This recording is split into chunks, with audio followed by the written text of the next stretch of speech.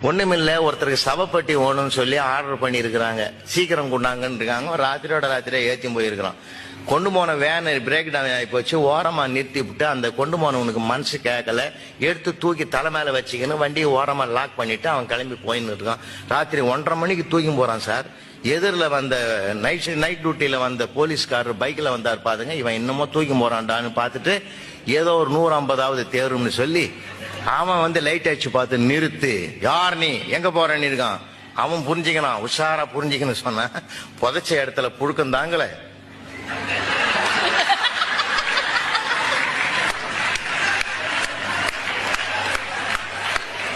அதனால பெட்டியோட வேற இடத்துக்கு போறேன். மயக்கம் ஆச்சு வந்த போலீஸ்காரு 10 நாள் ஆச்சு எந்திரிக்கிறதுக்கு. ஏன்னா சில நேரங்களில் யாருக்கு எப்படி பேசணுமோ அப்படித்தான் பேசணும்.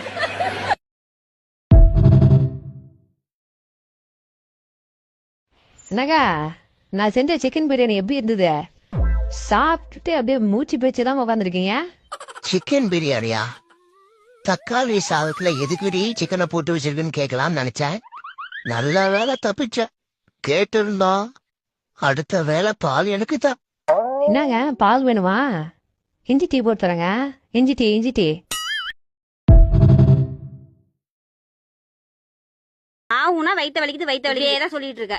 வயித்துல எதுவும் இல்லைன்னா அப்படிதான் வயித்த வலிச்சுக்கிட்டே இருக்கும். ஒழுங்கா டைமுக்கு சாப்பிடு சொல்லிட்டேன்.